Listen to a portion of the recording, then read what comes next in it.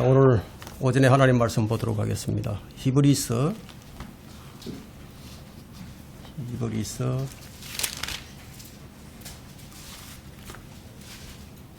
10장 26절입니다. 네, 다 찾으셨습니까? 히브리서 10장 26절. 자, 이는 우리가 진리의 지식을 받고 난 후에도 구원받고 난 후에도 고의적으로 죄를 지으면 더 이상 죄들을 위한 희생제가 남아있지 아니하고. 오늘 이 설교 제목은 고의로 죄를 지으면, 여러분 어떻게 될까요? 고의로 죄를 지으면, 구원받고 난 이후에 고의로 죄를 짓는다면, 구원받은 성도가 고의로 죄를 지으면 어떻게 될까요? 구원을 잃어버릴까요? 우리가 받은 구원은 영원한 보장일까요? 이렇게 이렇게 의심을 품는 자들이 많이 있습니다. 왜냐하면 이 진리의 지식을 받고 난 후에도 고의로 죄를 지으면 더 이상 희생제가 남아있지 않다고 이 본문의 말씀이 이렇게 기록을 하고 있으니까 이 말씀을 보면 구원을 잃어버리는 거죠. 그죠? 근데 이 구절과 짝이 되는 구절이 히브리서 6장 4절이에요. 히브리서 6장 4절부터 6절에 있는 말씀인데 6장 4절에 한번 깨우침을 받고 하늘의 선물을 맛보며 성령의 동참자가 되고 하나님의 선한 말씀과 오는 세상의 능력을 맛본 자들이 만약 떨어져 나간다면 다시 새롭게 하여 회개시킬 수가 없느니 전혀 회개가 안 된다는 거예요. 용서가 안 된다는 거예요. 이는 그들이 스스로 하나님의 아들을 다시 십자가에 못 박아 공개적으로 조롱함이라. 자, 이 구절은 이제 바울 서신에서 말하고 있는 구원의 영원한 보장과 충돌하는 구절이에요. 상반되는 구절입니다. 그러면 이들이 누구죠? 그리스도인인가요? 그리스도인이 아니죠. 이들이 누구예요? 6장 1절에서 보면은 그리스도에 대한 교리의 기초를 지금 말하고 있으니까 분명히 구원받은 사람들입니다. 그런데 6장 6절에서는 구원을 잃어버릴 수 있다고 가르치고 있습니다. 근데 감리교는 끝까지 견뎌야만 구원을 받는다는 교리를 채택하고 있습니다. 그들은 이 구절을 대하게 된다면 위협을 받게 되겠죠. 왜냐하면 죄를 지으면 용서함을 받을 수 있는데, 자백하고 회개하면 용서함을 받을 수 있는데 여기서는 다시 회개도 안 되고 용서받을 수 없다고 가르치기 때문에요. 자, 장로교는 구원의 영원한 보장을 말합니다. 한번 구원받으면 영원히 보장된다 이렇게 가르칩니다. 이들 역시 이 구절에서 위협을 받게 됩니다. 왜냐하면 성령의 동참자가 된 자들도 다시는 영영 구원을 받을 수 없다고 여기 본문에서 가르치니까요. 그래서 이들이 이 구절을 대하게 되면 이렇게 해석을 합니다. 자, 믿음에서 떨어져 나간 자는 원래 구원받지 않은 가짜였다. 원래 진짜가 아니라 가짜였다. 이렇게 편리하게 자기들의 교리에 끼워 맞춥니다. 저마다 자기들의 교리를 올바른 해석이라고 가르칩니다. 그러면 우리는 이 구절을 어떻게 읽고 어떻게 해석을 해야 올바른 것인가? 우리는 이 본문의 말씀 있는 그대로 그냥 문자 그대로 읽고 믿어야 됩니다. 우리는 다른 사람의 어떤 해석이나 해석이 아니라 이 본문에서 말하고 있는 기록된 말씀을 그대로 믿는 것이 우선이에요. 그러면 성도들은 성경에 기록된 말씀을 믿는 것이지 누가 해석한 것을 믿는 자들이 아닙니다. 그리고 히브리서 10장 26절의 말씀과 히브리서 6장 4절부터 6절의 말씀은 서로 짝이 되는 말씀이에요. 이사야 34장 16절에서 말씀한 것과 같이 너희는 주의 책을 찾아 읽어라. 이것들 중에는 하나도 부족한 것이 없고 하나도 자기 짝이 없는 것이 없으리니 짝이 없는 성경이 없어요. 그래서 성경 해석은 1차적으로 자기 짝을 찾아서 해석하는 것이 올바른 방법입니다. 그래서 우리는 이 성경이 스스로 해석해주는 사실을 그대로 믿습니다. 다시 히브리서 10장 26절을 한번 보겠습니다. 이는 우리가 진리의 지식을 받고 난 후에도 고의적으로 죄를 지으면 더 이상 죄들을 위한 희생제가 남아있지 아니하고, 우리는 이 말씀 그대로 믿는 거예요. 이 사람들의 해석은 어떻죠? 사람에 따라서 다 해석이 다를 수가 있어요. 그러나 기록된 성경은 누가 읽든 읽는 그대로 읽는 거예요. 우리는 기록된 그대로 믿습니다. 그러면 어려운 구절들이 나오게 되면 자기 짝을 찾기 위해서 성경을 여기저기 뒤져가면서 성경을 상고하는 거예요. 주님께서 성경을 상고하라, 공부하라 말씀하셨으니까. 그럼 우리는 먼저 이 히브리서가 어떤 책인가를 알아야 됩니다. 이 히브리서가 어떤 책이냐. 신약 성경에는 특별히 어려운 책이 3권이 있는데 마태복음과 사도행전과 이 히브리서예요. 일반적으로 사람들은 요한계시록이 가장 어렵다고 생각을 하는데 사실은 요한계시록은 어려운 게 아니라 믿기 어려운 거죠. 기록된 대로 그대로 믿으면 어렵지 않아요. 계시록의 예언들은 성경이 스스로 해석을 해주고 있기 때문에 그 의미가 무엇인지 아는 것은 그리 어렵지 않습니다. 그러나 성경에는 단순히 문자적으로 해석을 해도 해석이 잘 안 되는, 해결이 잘 안 되는 책들이 있는데 그게 바로 마태복음과 사도행전과 히브리서라는 거예요. 네? 문자적으로 딱 읽으면 그대로 해석이 쫙 나와야 되는데 잘 안 돼요. 그래서 사람들이 이 3권의 책에서 걸려 넘어집니다. 왜냐하면 이 책들에서는 하나님께서 다루시는 하나의 경륜만 들어있는 것이 아니라 2개의 경륜이 뒤섞여 있다 이거예요. 다시 말해서 율법 시대면 율법 시대, 교회 시대면 교회 시대, 이렇게 하나의 경륜에 맞춰져 있지 않다는 거예요. 더 구체적으로 말한다면 이 마태복음은 구약 시대와 신약 사이에 있는 거예요. 구약과 신약의 사이. 사도행전은 유대인의 경륜과 교회의 경륜 사이에 있는 거예요. 그러니까 유대인의 경륜에서 교회의 경륜으로 이렇게 넘어가는 거예요. 그럼 히브리서는 어떤 책이냐? 교회와 대환란 사이에 있는 책이다. 그래서 우리가 이런 책들을 뭐라고 부르냐면 전환기적인 책이다. 과도기적인 책이다. 이렇게 우리가 부릅니다. 사람들은 보통 자기 환경에서 모든 것을 보는 그런 경향이 있어요. 그래서 성경의 모든 내용을 우리가 처해 있는 상황, 우리가 지금 이 교회 시대에 처해 있죠. 그러니까 교회 시대에 끼워 맞추려는 그런 경향들이 있는 거예요. 그래서 어떤 일들이 빚어지느냐 하면 구약의 율법을 교회에다가 적용시키려고 한다. 예를 들면 구약에는 안식일을 지키라는 명령이 있습니다. 그럼 이 명령을 주일을 지키라는 식으로 바꿔버린다는 거예요. 그럼 바울 서신에서 보면은 분명히 오직 믿음으로만 구원을 받는다.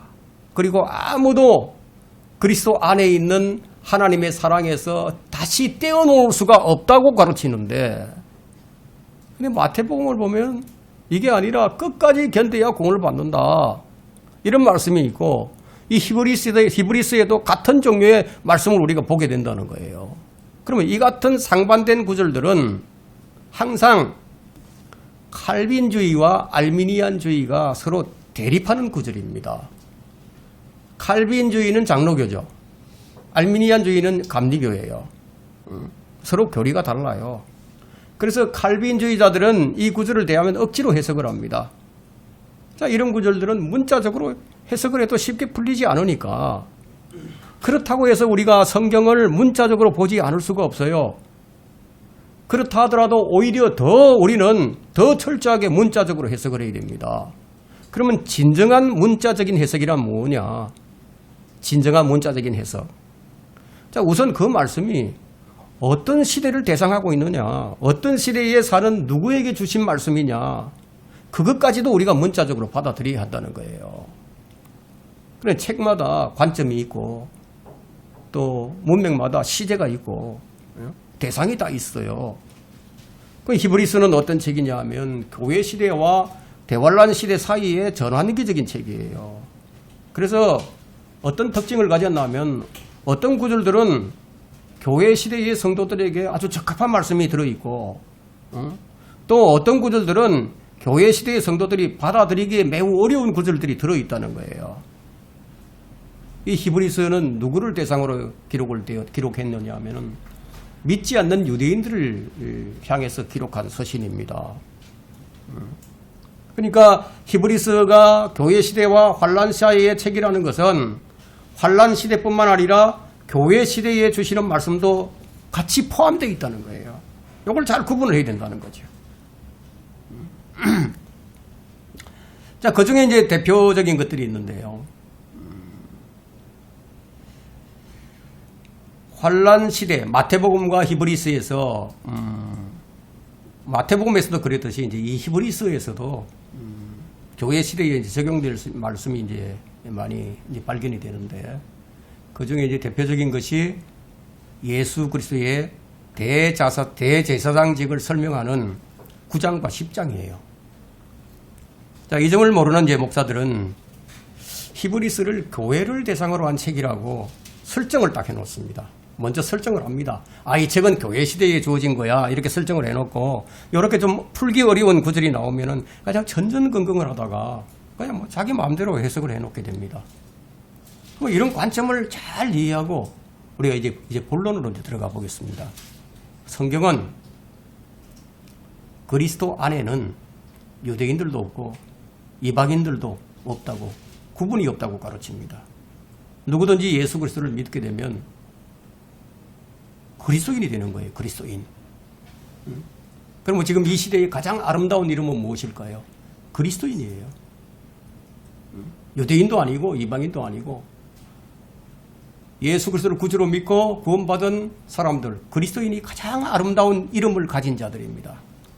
이 히브리서를 쓴 이 기자는 자기 동족 유대인들, 자기 형제들에게 자기 조상들로부터 물려받은 율법이 있습니다. 그 제사장 체계에 따라서 하나님을 섬기는 이 히브리인들에게 그것보다 더 나은 제사가 있다. 그것보다 더 나은 희생물이 있다. 그것보다 더 나은 대제사장이 있다는 거예요. 너희가 받은 언약보다 더 나은 언약이 있다. 너희의 중보자 모세보다도 더 나은 중보자가 있다. 너희가 드리는 동물의 피보다 더 나은 피가 있다.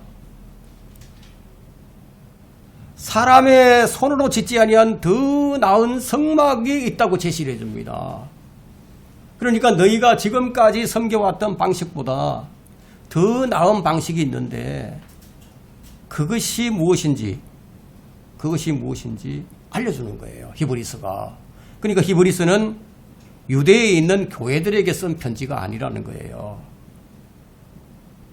히브리인들에게 이 구약 성경을 쫙 펼쳐서 지금 모두 알려주고 있습니다. 그러니까 히브리서의 내용은 거의 다 구약 성경에서 인용한 겁니다. 모세의 율법보다 더 나은 법이 있다. 동물의 피보다 더 나은 피가 있다. 모세보다 더 나은 중보자가 있다. 아론보다 더 나은 대제사장이 있다는 거예요. 우리가 들어가서 섬기는 성전보다 더 나은 성전이 있다는 거예요. 그걸 히브리서 기자가 논증을 해주고 있습니다. 히브리인들에게 구약 성경에 기록된 예수 그리스도를 알려주는 거예요. 레위 제사장이 아닌, 레위 계열의 제사장이 아닌 멜기세덱의 계열을 따른 대제사장이 일어난다는 사실을 이 구약 성경에서 확인할 수 있는 진리예요. 이것은. 그래서 히브리서의 논증은 새로운 계시가 아닙니다. 율법이나 시편이나 선지서에 다 있는 내용이에요. 그러니까 우리가 이 그리스도를 믿어야 하는데 성경을 믿게 하려고, 그리스도를 믿게 하려고 이 성경을 쫙 펴서 이렇게 알려주는 거예요. 그 히브리서 기자는 내가 하는 말은 여러분이 지금까지 알고 있는 성경에 다 들어있는 내용이고 우리가 조상들로부터 말해왔던 내용이다. 모세보다 더 나은 중보자가 온다는 사실은 율법을 어긋나게 하는 것이 아니라 율법을 못 어가는 것이 아니다. 그것은 율법이 정언하고 있는 진리다. 이렇게 지금 논증을 하고 있는 거예요. 그러니까 모세가 무엇을 보고 성막을 지었죠? 이 유대인들이 다 알고 있는 내용이죠. 하늘의 성막을 보고 모세가 성막을 지었어요. 그럼 새 언약에 관한 내용도 에스겔이나 예레미야를 읽는 사람이라면 누구든지 그 새 언약이 무엇인지를 알 수가 있습니다. 복음을 전혀 모르는 유대인들도 성경을 읽으면 누구든지 성경 속에 계시된 예수 그리스도와 그분의 복음을 충분히 깨달을 수 있도록 지도교사의 역할을 해주는 게 바로 율법이라는 거예요. 그래서 갈라디아서 3장 24절에는 그 말씀이 있죠. 율법은 그리스도께로 인도하는 지도교사라고. 그러니까 히브리서는 율법만을 알고 예수 그리스도를 알지 못하는 히브리인들에게 주 예수 그리스도가 율법의 성취고 율법을 통해서 율법에 계시된 예수 그리스도를 알려주고 그분을 믿도록 증거하는 내용이에요. 21절 한번 보세요. 본문 10장 21절. 또한 하나님의 집을 다스리는 대제사장이 계시니, 여기 집이 나오죠. 하나님의 집. 이 집은 뭐 성전이나 교회가 아니에요. 교회 건물이 아니에요. 가족을 말하고 집안을 말합니다. 아론은 성막에서 섬기는 대제사장이었지만 예수 그리스도는 하나님의 집을 다스리는 섬기는 자가 아니고 다스리는 대제사장이에요. 보세요. 다스린다고 되어 있죠. 멜기세덱의 계율을 따른 대제사장. 이 아론의 계율을 따른 제사장이 할 수 없는 거예요. 이거는 하나님이 낳으신 아들로서의 대제사장, 죽지 않는 영원한 대제사장, 율법이 증거하는 대제사장이 바로 예수 그리스도십니다. 어떤 집을 말하고 있는지 히브리서 3장 6절을 한번 보세요. 오늘 아주 중요한 그런 교리적인 문제이기 때문에 여러분들이 관심을 많이 가지고 집중을 해 주셔야 됩니다. 히브리서 3장 6절 보세요.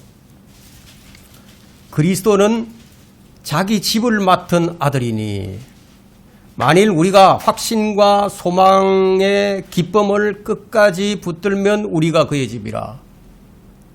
이런 걸 볼 때 이런 사람들은 여기서 말하는 사람은 우리하고는 좀 다른 부류의 사람이구나. 이걸 이해하면 여러분들이 성경을 많이 아는 거예요. 이 구절은 히브리서의 특징이 나타나는 구절인데 여기 보니까 끝까지 붙드는 것이 구원의 조건이에요. 끝까지 붙들어야 돼. 그리고 3장 14절도 한번 보세요. 3장 14절. 14절을 보면 처음에 확신을 끝까지 견고하게 붙들면 그리스도께 참여하는 자가 된다고 하고 있죠. 그죠? 14절에 이는 우리가 처음에 확신을 끝까지 견고하게 붙들면 그리스도께 참여한 자가 되기 때문이라. 이 말씀을 보면 우리가 아니다. 이거 다른 부류의 사람을 얘기하고 있어요. 우리는 이미 그리스도께 참여한 자가 됐는데 여기는 아직도 참여하지 못하고 있어. 우리는 주 예수 그리스도를 영접하고 새롭게 태어나서 그리스도와 한 몸을 이루었습니다. 그래서 이런 구절은 교회 시대에 적용시킬 수 없는 구절이에요. 왜냐하면 교회 시대의 하나님의 집은 신격의 모든 충만함이 몸의 형태로 구하고 있는 그분의 몸이에요. 예수 그리스도의 몸이 하나님 집이에요. 그분의 살과 뼈인 교회가 그분의 집이에요. 우리는 그 몸에 속한 자들입니다. 그 몸에 속한 자는 구원의 영원한 보장을 받았기 때문에 다시는 떨어져 나갈 수 없다는 거예요. 그러나 본문에서 말하는 것은 처음에 확신을 끝까지 견고하게 붙들어야만 나중에 가서 그분의 집에 참여하게 되는 사람이에요. 다르죠? 이 시대에는 믿는 순간 그분의 몸에 들어가서 그분의 몸의 일부가 되는데 여기 나오는 이 구절은 교회 성도들을 얘기하는 게 아닙니다. 여기서 말하고 있는 이들은 누구냐? 대환란에 들어가서 끝까지 짐승의 표를 받지 않고 믿음을 끝까지 굳게 지켜야만 하는 환란 성도들이에요. 그래서 성경은 문맥을 잘 살펴서 누구를 말하는 것인지 성경에서 자기 짝을 찾아야 됩니다. 우리 그리스도인은 그분의 몸을 형성하고 있고 지금 영적인 집으로 지어져 가고 있는 중이에요. 그래서 베드로전서 2장 5절에는 너희는 산돌들로서 살아있는 돌들로서 예수 그리스도가 돌이에요. 예, 모퉁이 돌, 머릿돌이에요. 너희도 산돌들로서 영적인 집으로 지어지고 예수 그리스도로 인하여 하나님께서 기뻐 받으실 영적인 제물을 드리는 거룩한 제사장이 되느니라. 우리는 영적으로는 거룩한 제사장들입니다. 우리는 레위 계율을 따른 자들이 아닙니다. 다르다는 거예요.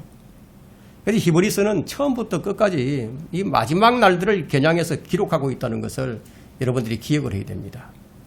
4장과 6장에서도 언급되지만 이 사람들은 끝까지 견디지 않으면은 구원을 잃어버릴 수밖에 없는 상황에 놓여 있는 사람들이에요. 그리스도인은 참여자가 되기 위해서 끝까지 견디는 것이 아니라 참여한 사람이 되었기 때문에 하나님의 가족이 되었기 때문에 하나님의 자녀로서 아들로서 우리의 믿음을 견고하게 붙드는 거예요. 다르다는 거예요. 모세는 그런데 하나님의 집을 섬기는 종이었습니다. 그런데 예수님은 하나님의 집을 다스리는 아들이지 종이 아니에요. 자신의 집을 다스리는 거예요. 에베소서 2장 19절에는 하나님의 집이 어떤 것인지 나오는데 그러므로 이제부터 너희는 더 이상 나그네와 타국인도 아니요 오히려 성도들과 같은 시민이며 하나님의 가족이니라. 예수 그리스도는 하나님의 가족을 다스리는 분이에요. 하나님의 집을 다스리는 왕이십니다. 그분은. 디모데전서 3장 15절을 한번 보십시오. 디모데전서 3장 15절에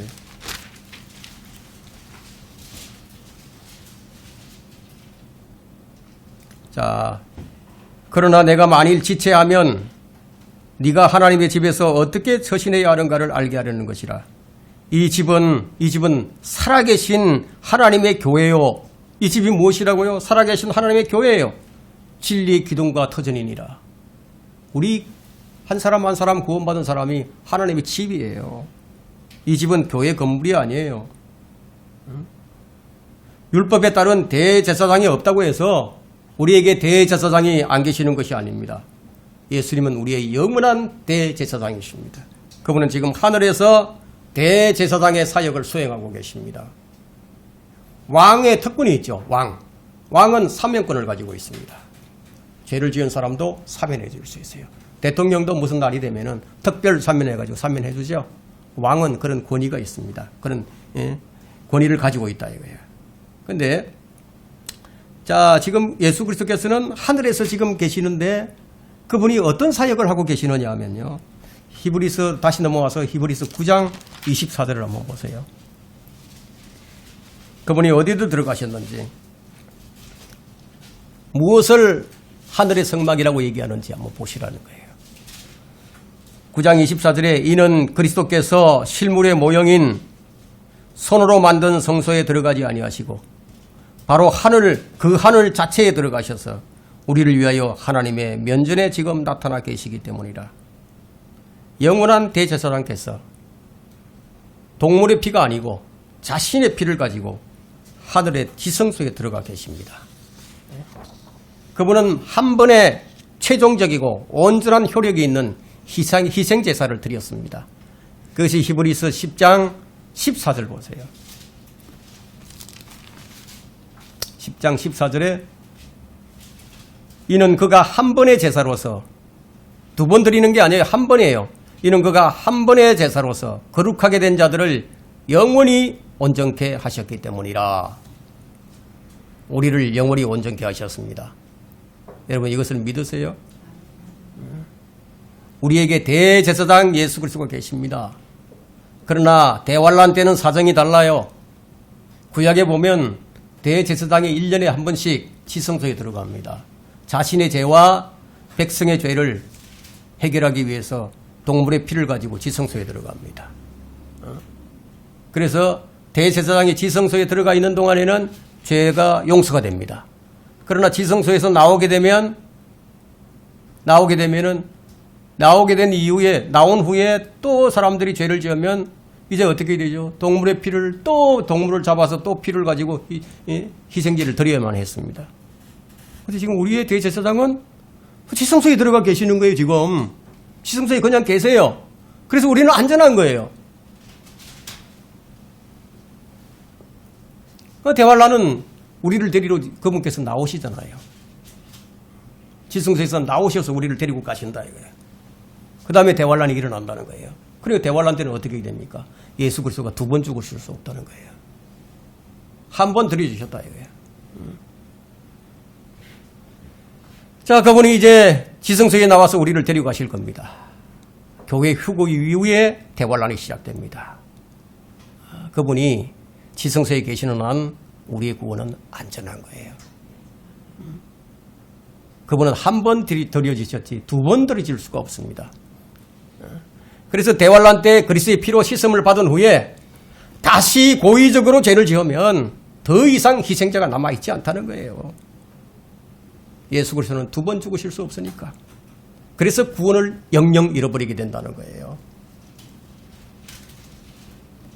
자, 22절과 23절을 봅니다. 10장, 히브리서 10장. 우리가 믿음의 온전한 확신 가운데서 진실한 마음으로 다가가자. 이는 우리의 마음은 핏부림을 받아 악한 양심으로부터 깨끗해졌고 우리의 몸은 순수한 물로 씻겨졌기 때문이라. 약속하신 분은 신실하시니 우리의 믿음의 고백을 흔들림 없이 굳게 붙들자. 구약의 대제사장은 동물의 피를 뿌리고 붉은 암송아지의 죄로 만든 물을 사람들의 몸에 뿌렸어요. 자, 구약에서 구속의 상징은 뭐냐? 피와 물이에요. 그러니까 여기 본문의 물은 신약시대의 물침대와는 아무런 상관이 없습니다. 여기서 이 몸이 물과 함께 이제 언급이 되어 있으니까 물을 침례와 연결시키는 사람들이 이제 생겨났는데 물침례가 몸을 거룩하게 하는 표식이라고 생각하는 그런 이단 교리가 나오게 된 거예요. 그게 이제 캠벨주의자들이죠. 성경을 올바로 나누지 못하니까 뭐 이런 데서 이제 오류가 생겨나는 겁니다. 성경에 물이 무엇을 씻는다는 것을 이제 말하는 문맥이 있어요. 물이 무언가를 씻는다 이거예요. 근데 에스겔 36장 25절과 26절 같은 경우인데요.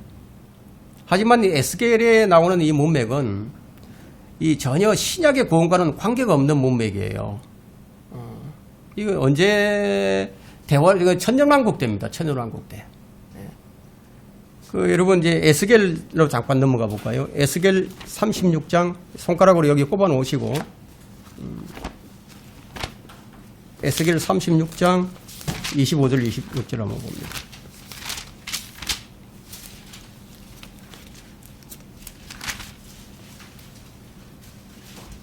자, 25절 26절요. 자, 그때가 나오죠. 그때가 언제를 가리키느냐? 천년왕국이다 이게. 자, 그때 너희 위에 깨끗한 물을 뿌리리라. 그리하면 너희가 깨끗게 되리니 너희 모든 더러움과 너희 모든 우상들로부터 내가 너희를 깨끗게 하게 하리라. 내가 또 너희에게 새 마음을 주고 너희 안에 새 영을 넣으리라. 내가 너희에게 육체에서 돌 같은 마음을 제거하고 살 같은 마음을 주리라. 지금 이 지상에 있는 어떤 물도 우리 몸과 마음을, 우리 양심을 깨끗하게 할 수 있는 순수한 물이 없어요. 이 지상에는. 그러나 그러한 물이 있게 될 때가 있는데 그때가 천년왕국 때예요. 에스겔 36장은 하나님께서 대환란 이후에 이스라엘을 회복시키는 문맥이지 이 신약시대의 성도들 거듭남과는 아무런 관계가 없는 문맥입니다. 더욱이 이제 에스겔 47장에는요, 치료하는 물이 나옵니다. 47장 한번 가보세요.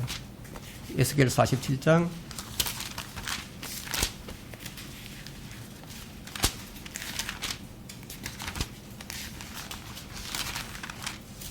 47장 8절부터 봅니다.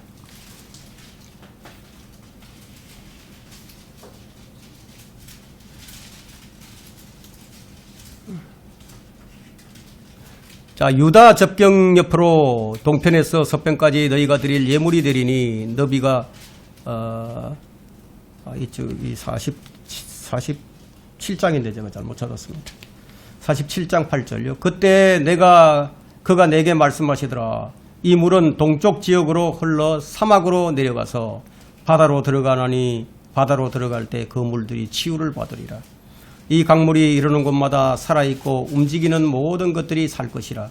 또 이 물이 거기로 들어가므로 거기에는 매우 큰 고깃대가 있으리니 이는 그 물들이 치유될 것이며 강이 흐르는 곳에는 모든 것이 살 것이라. 어부들이 그 위에 서리니 엔게리에서부터 에네글라임까지라. 이곳들은 그물을 치는 곳이 될 것이라. 그들의 고기들은 그들의 종류대로 있을 것이며 큰 바다의 고기처럼 심이 많으리라. 그러나 거기 진흙구덩이와 늪은 치유되지 못하고 소금이 주어지게 될 것이라. 뚝 위 강가로 이편과 저편에는 양식이 될 모든 나무가 자라고 그 잎사귀들은 시들지 아니하며 그 과실도 다하지 아니하고 달마다 새로운 과실을 내리니 이는 그 물이 성소에서 나옵니다. 또 과실은 양식이 되고 그 잎사귀는 약이 될 것이라. 이 문맥은 천연왕국 상황입니다. 이 문맥을 교회 시대의 침례에 관한 정부 구절로서 삼아서는 안 된다는 겁니다. 그리스도인은 주 예수 그리스도를 믿음으로 그분의 피로 우리가 씻음을 받는 거예요. 계시록 1장 5절에 그 말씀이 기록되어 있습니다. 지금 물을 우리에게 적용할 때 그 물은 무엇을 의미하느냐? 말씀의 물을 의미하는 거예요. 이건 영적인 적용이에요. 영적인 적용. 그래서 에베소서 5장 26절과 27절에는 이는 그가 교회를 말씀에 의한 물로 씻어 이렇게 나온다. 말씀에 의한 물로 씻어 거룩하게 하시고 깨끗하게 하사 자기 앞에 영광스러운 교회로 나타내사 주름진 것이나 점이나 주름진 것이나 또한 그런 것들이 없이 거룩하고 흠없게 하려 하십니다. 우리 교회를 말씀에 의해 물로 씻는다는 거예요. 오늘 본문에 이제 다시 히브리서 10장 23절에 보니까 약속하신 분은 신실하시니 우리의 믿음의 고백을 흔들림 없이 굳게 붙들자. 자, 이 구절은 모든 그리스도인들이 세상으로 나가지 않고 주님께 더욱 밀착하기 위해서는 꼭 필요한 말씀이에요. 하지만 우리의 믿음의 고백을 굳게 붙들지 않으면 안 될 사람이 있어요. 이 구절은 교리적으로 아까 우리가 봤던 히브리서 3장 14절이나 히브리서 6장 1절부터 6절의 이 말씀과 연결이 됩니다.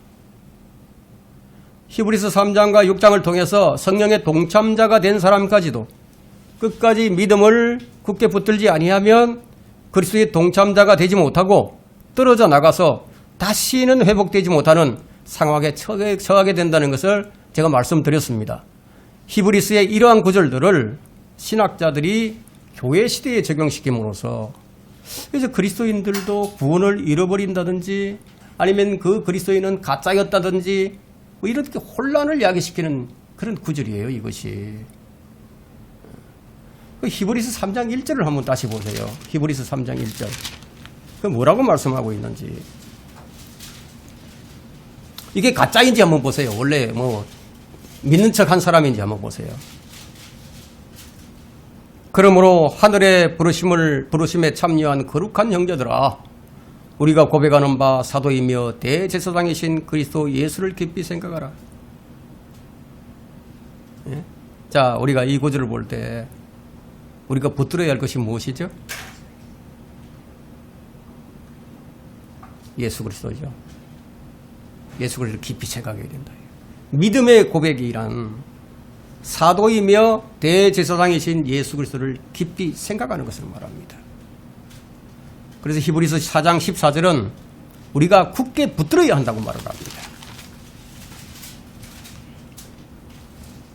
우리에게 위대한 대제사장 곧 하늘들로 올라가신 하나님의 아들 예수께서 계시므로 우리는 우리의 고백을 굳게 붙들어야 하리라. 굳게 붙들어야 한다.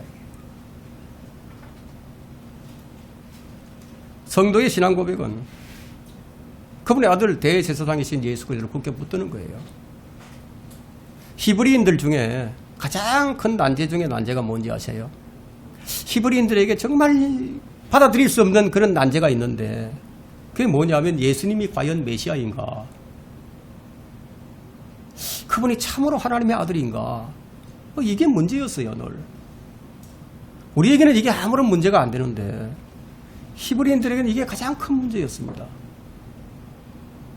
그들이 붙들어야 하는 것은 성전이나 율법이 아니에요. 메시아예요, 메시아. 예수 그리스도십니다. 그들이나 우리나 지금은 우리가 굳게 붙들어야 할 것이 뭐냐 이거예요. 예수 그리스도라는 거예요. 모민 교회가 붙들어야 할 것이 뭐예요? 머리죠, 머리. 교회의 머리가 되신 예수 그리스도. 거기 딱 붙어 있어야죠. 그죠? 다시 히브리서 10장 24절과 25절을 봅니다. 또 서로 생각하여 사랑과 선행을 격려하며 어떤 사람들의 습관처럼 우리 자신들이 함께 모이는 것을 저버리지 말고 서로 권면하여 그날이 가까워 오는 것을 볼수록 더욱 그리하자 이거예요. 그날이 가까이 오는 것을 볼수록. 예수 그리스도께서 자신을 우리에게 주신 것은 우리가 사랑의 행위에 열심을 내는 어떤 독특한 백성이 되도록 하기 위함이었습니다. 그래서 사도 바울은 같은 말을 하죠. 디도서 3장 14절에서 똑같은 말을 하는데 또한 우리에게 속한 사람들도 필요한 것들을 위해서 선한 일에 진려가는 법을 배우게 하라. 이는 그들로 열매 없는 자가 되지 않게 하려 함이라. 우리가 하나님을 영화롭게 하려면 어떻게 해야 됩니까? 많은 열매들을 맺어서 그분을 영화롭게 해야 되겠죠. 우리는 열매 없는 자가 되지 않아야 합니다. 자기 일만 돌보지 말고 또 남의 일도 돌아보라고 빌립보서 2장 4절에 그렇게 말씀하고 있고, 그런데 이 말씀을 좀 오해하는 사람들이 생겨납니다. 이 성도들이 뭐 남의 일도 좀 돌아보라고 하니까 뭐 그 말을 오해해가지고 막 간섭하는 사람들이 있어요. 그래서 이것을 오해하는 사람들을 방지하기 위해서 베드로전서 4장 15절에서 남의 일에 참견하는 자가 되지 말라고 얘기합니다. 남의 일을 돌아보는 것은 좋은데 참견하는 자가 되지 말라요. 여러분이 가난한 성도들을 돌아보는 것은 우리 그리스도인의 사랑의 표현입니다. 가난한 성도들을. 그래서 기회가 닿는 대로 선을 행하되 특히 믿음의 가족들에게 행할지니라. 믿음의 가족들이 가난한 자들이 있다는 거죠. 그들에게 하라는 거예요. 그들에게 먼저 하라는 거예요. 이런 일들은 하나님께서 기뻐 받으시는 영적인 재물입니다. 이거는 실천적인 명령이죠. 우리가 실행해야 되는 것들이에요. 여기 보니까 또 우리가 실행해야 될 것이 있는데 우리 자신들이 함께 모이는 것을 저버리지 말고, 이거 모임이에요. 교회 성도들의 모임이에요. 그 모이지 않으면은 함께 해야 할 일을 하지 못하게 되죠. 그죠? 이 사람들은 다양한 성품을 가지고 있습니다. 또 믿음의 분량도 다 달라요. 그래서 어떤 문제가 생기느냐, 때로는 분쟁도 일어나고 때로는 다툼도 일어납니다. 세워줘야만 할 성도들이 이런 문제 때문에 서로 다투기도 하고 또 세워주는 것이 아니라 무너뜨리는 일도 하게 된다는 거예요. 그러나 성경이 뭐라고 얘기합니까? 함께 모이는 것을 저버리지 말라. 그러니까 우리가 서로 권면하면서 자주 모이게 됩니다. 그러면 교회 나갑시다. 얘기해야 되는 거예요. 교회 나갑시다. 이런 권면을 자주 해야 된다는 거예요. 이 자신의 믿음의 성장을 위해 함께 모이고 함께 공부하고 함께 예배하고 함께 기도하고 함께 찬양하고 함께 교제하고 이런 일이 필수적이에요. 그날이 가까이 올수록 그렇게 하라고 했는데, 그런데 그날이 가까이 오는 것을 볼수록 사람들이 모이는 것을 저버리고 있습니다. 초대교회 때는 어떻게 했는지 아세요? 매일 모여서 음식을 나누고요. 함께 찬양하고 기도하면서 그렇게 말씀을 듣고 교제를 했습니다. 지금처럼 교회 건물이 따로 있는 것이 아니었어요. 그러니까 집집마다 돌아가면서 모였습니다. 그런데 오늘날에는 뭐 일주일에 한 번 모이는 것도 쉽지가 않습니다. 코로나 이후에 모임이 점점 더 느슨해져 버렸죠. 뭐 인터넷 방송으로 예배를 보는 것이 이 모이는 일은 아니에요. 그것은 성경엔 그날이 가까이 올수록 열심히 모이라고 권문합니다. 자, 진리의 지식을 받고 난 후에도 고의로 죄를 지으면 첫 번째 26절을 보세요. 이는 우리가 진리의 지식을 받고 난 후에도 고의적으로 죄를 지으면 더 이상 죄들을 위한 희생제가 남아있지 아니하고. 진리의 지식이 무엇이죠? 진리의 지식. 무엇이 진리의 지식입니까? 요한복음 1장 17절에는 율법은 모세를 통해 받았지만 은혜와 진리는 예수 그리스도를 통해서 온 것이라. 이 말씀을 보면 진리가 무엇인지 분명해지죠. 요한복음 14장 6절에도 나는 길이요 진리요 생명이라. 예수 그리스도가 분명합니다. 요한복음 17장 17절에는 아버지의 진리로 그들을 거룩하게 하여 주옵소서. 아버지의 말씀은 진리입니다. 아버지의 말씀은 성경 전체죠. 그럼 예수 그리스도를 통해 온 은혜와 진리는 무엇입니까? 그것이 무엇이죠? 그게 구원의 복음이에요. 구원의 복음. 새 언약이에요. 신약 성경 뉴 테스트먼트예요. 예수님이 진리로 오셨습니다. 요한일서 5장 6절에는 성령은 진리이시기 때문이라. 성령도 진리예요. 그러면 예수 그리스도를 믿는 자에게 진리의 성령이 선물로 주어집니다. 성령은 예수 그리스도를 통해서 옵니다. 그런데 우리가 진리의 지식을 받고 난 후에도 이 말씀을 다르게 해석하는 자들이 있는 거예요. 예수 그리스도의 복음을 듣고도 믿지 않는 자로 해석하는 자들도 있습니다. 뭐 이렇게 해석을 하게 되면은 히브리서 6장에서 성령의 동참자가 되고 이런 말씀과 어긋나는 말씀이죠. 진리의 지식을 받고를 듣는다로 해석을 하게 되면, 그럼 한 번 들은 복음을 거절한 사람은 다시는 구원받지 못하는 사람들이 된다는 그런 말이 되는데, 어떤 사람들은 복음을 10번, 20번, 100번 이렇게 들은 후에야 믿는 사람들이 있어요. 그럼 여기서 진리의 지식을 받고 난 후에도 고의로 죄를 지으면 더 이상의 희생제는 남아있지 않고, 이 말은 다시는 용서가 안 된다는 말이에요. 그래서 지금 이 시대에 적용할 수 없는 말씀이에요. 자, 우리가 구원받은 후에 고의로 죄를 지으면 다시 속죄할 수가 없다. 이건 새빨간 거짓말인 거예요. 지난 2000년 동안 구원받은 모든 그리스도인이 거듭난 후에도 고의로 죄를 지어왔습니다. 고의든 고의가 아니든 간에 우리가 그 죄를 짓고 난 다음에 자백을 하면 모든 불의에서 깨끗해진다고 요한일서 1장 9절에 말씀하죠. 우리가 우리의 죄들을 자백하면 그는 신실하시고 어려우셔서 우리의 죄들을 용서하시며 모든 불의에서 우리를 깨끗하게 하시느니라. 그러나 대환란의 히브리인들은 구원받은 후에 다시 그분을 배척하면 더 이상의 희생제가 남아있지 않다는 거예요. 이 구절을 가지고 또 초림에 적용시키는 사람들도 있습니다. 이것은 초림 때, 예수님의 초림 때 적용할 말씀이 아닙니다. 예수님의 재림 때 적용을 해야 되죠. 초림 때 그 유대인들은요, 예수님이 누구신지, 복음이 무엇인지 다 들었어요. 그들은 믿지 아니한 것이 고의가 아니었습니다. 고의가 아니었다. 왜냐하면 유대인들이 예수님을 십자가에 못 박아 죽인 것은 고의로 죄를 지은 것이 아니에요. 그들이 무지해서 예수 그리스도를 십자가에 못 박았다. 무지해서 지은 죄이기 때문에 용서함을 받을 수 있죠. 사람들이 예수님을 믿지 않는 것은요, 고의가 아니라 알지 못해서 안 믿는 거예요.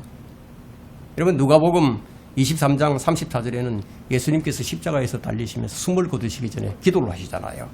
아버지시여 저들을 용서해 주옵소서.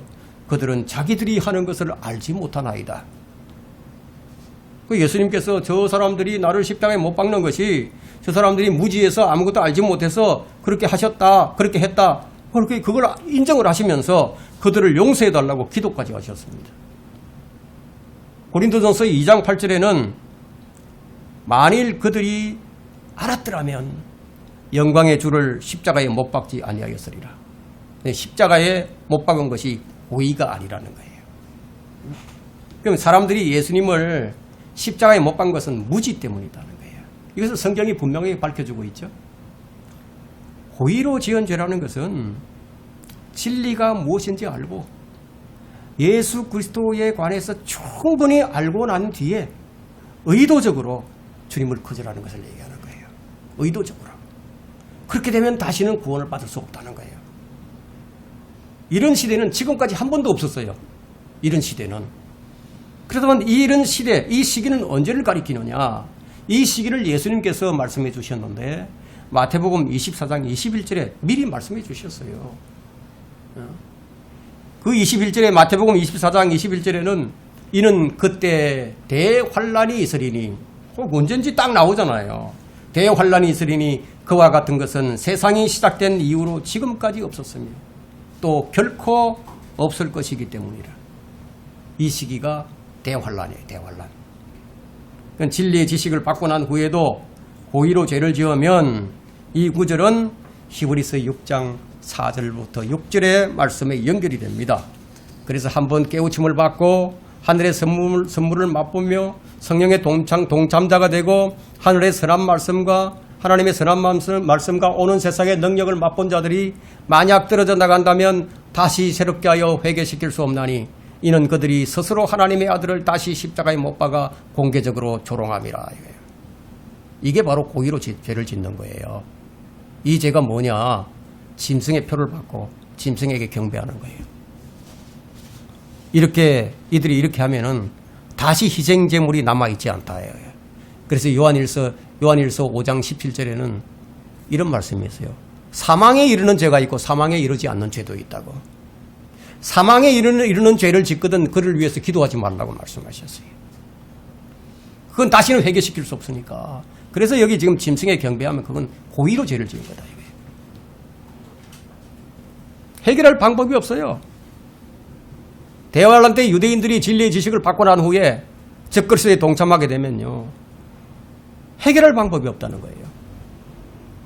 그럼 지금 이 시대에 용서받지 못할 죄가 있다면 무슨 죄가 있겠어요? 용서받지 못할 죄는 없죠. 믿으면 되니까. 그런데 안 믿는 게 죄죠. 안 믿는 게. 안 믿으면 이 지옥의 형벌을 피할 길이 없습니다. 진리의 지식을 받은 후에 고의로 죄를 지으면 두 번째 27절입니다. 대적하는 자들을 집어삼킬 심판과 맹렬한 분노를 두려운 마음으로 기다리는 것만이 남아있기 때문이라. 고의로 죄를 지으면 뭐가 남아있죠? 심판과 맹렬한 분노. 두려운 마음으로 그걸 기다리는 거예요. 대적들이 누굽니까? 대환란 때 적그리스도에 동참하면서 그들과 한패가 된 자들이에요. 그들이 예수 그리스도를 대적하는 짐승의 표를 받은 대적들입니다. 이 대적들을 집어삼킬 맹렬한 지옥의 불의 심판이 그들에게 남아있다는 겁니다. 진리의 지식을 받은 후에도 고의로 죄를 지으면 적그리스도에게 동조를 하면 남는 것이라곤 심판과 맹렬한 분노를 기다리는 것밖에 없다. 더 이상 구원의 기회가 없다는 거예요. 사실 율법에도 이런 자들이 있었습니다. 율법 시대에도. 28절 한번 보세요. 모세의 율법을 경시한 자도 자비를 얻지 못하고 두세 증인의 증언으로 인하여 죽었거늘. 율법에도 용서받지 못할 죄가 기록되어 있습니다. 안식일을 안 지킨다거나 간음하거나 살인을 하거나 부모를 대적하거나 등등 이 율법에 기록이 되어 있죠.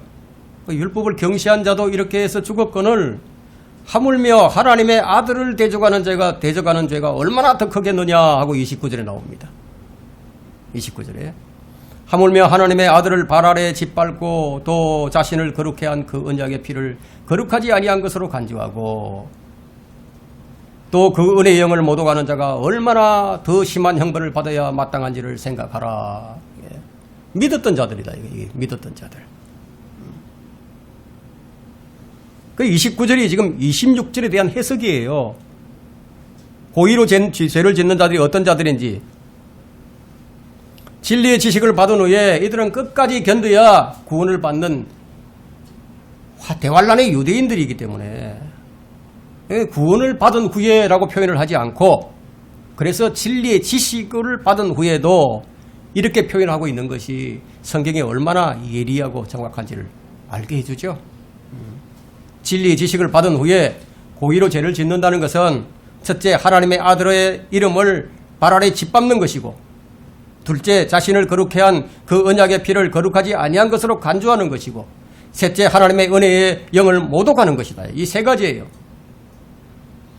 모세의 율법을 경시한 자들도 죽임을 당했다면 하나님의 아들을 발 아래 짓밟는 형벌은 얼마나 더 크겠는지 생각해보라. 너희들이 생각해보라는 거예요.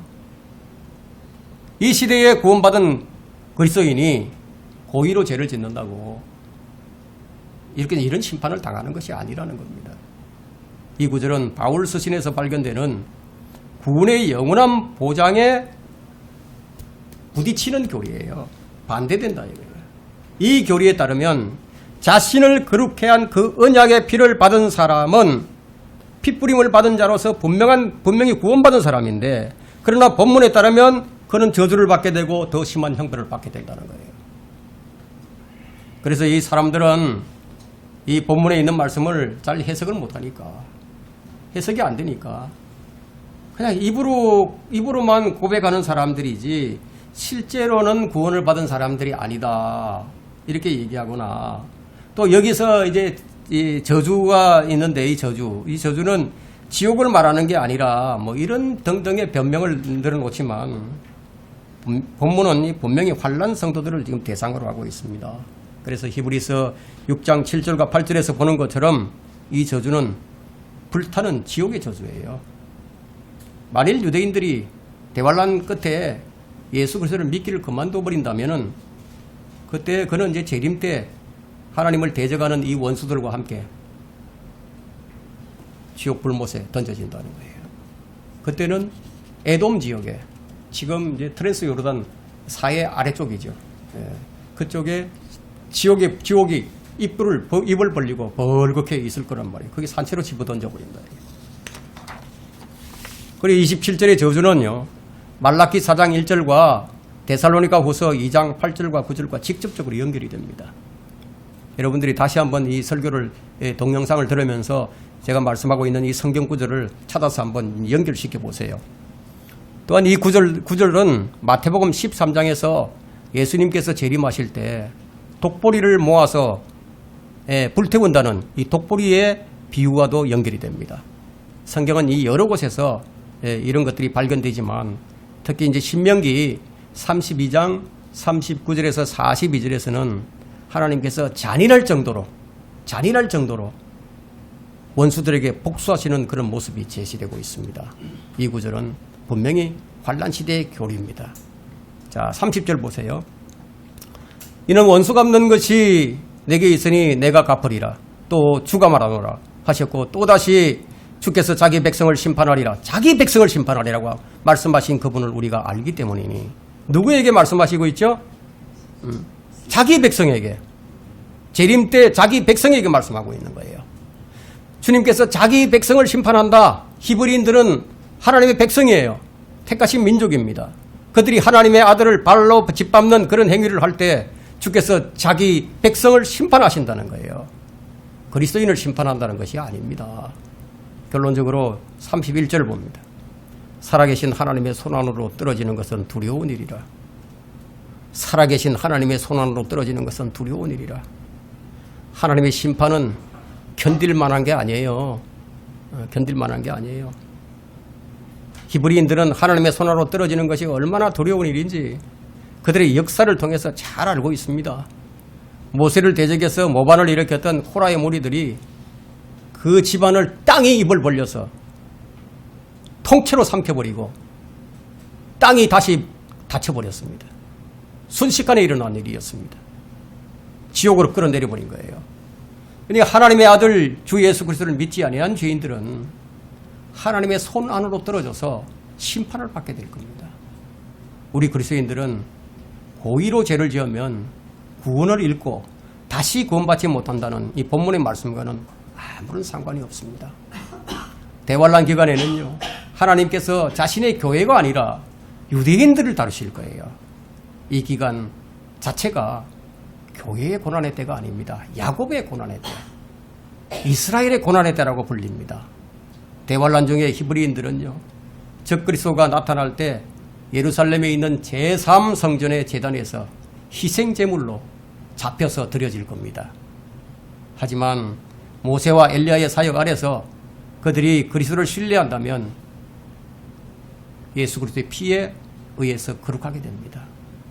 그렇지만 그들은 온전히 구원받기 위해서는 끝까지 견뎌야 한다는 거예요. 끝까지. 그래서 36절에서 39절에서는 그렇게 행하도록 권면을 받고 있습니다. 그 26절에 고의로 짓는 죄는 모세의 율법을 어기기라기보다는 성령을 모독한 죄에 더 가깝죠. 성령을 모독한 죄. 그 은혜의 영을 모독하는 자라고 했으니까 성령을 모독한 죄죠. 이런 지속적인 경고에도 불구하고 대환란 때 하나님의 백성들은 이러한 죄들을 범하게 될 겁니다. 많은 유대인들이 이렇게 하나님의 손안으로 떨어질 수밖에 없습니다. 예를 들어서 끝까지 견디지 못한다거나 끝까지 믿음을 견고하게 붙들지 못한다거나 짐승의 표를 받거나 고의로 죄를 지으면 다시는 구원을 받을 수 없다는 거예요. 그럼 우리는 걱정할 필요가 없습니다. 그리스도의 사랑 안에 있는 그리스도인들은 그분의 몸의 일부예요. 그리스도의 몸은 다시 쪼개질 수 없어요. 다시 찢길 수 없어요. 그리스도의 몸은. 주님께서 이렇게 말씀하셨습니다. 요한복음 10장 28절과 29절에게 내가 그들에게 영생을 주노니 그들은 영원히 멸망하지 않을 것이며 또 아무도 내 손에서 그들을 빼앗지 못할 것이라. 그들을 나에게 주신 내 아버지는 만유보다 더 위대하시니 아무도 내 아버지 손에서 빼앗아갈 수가 없느니라. 이것이 바로 우리 그리스도인에게 주어진 복입니다.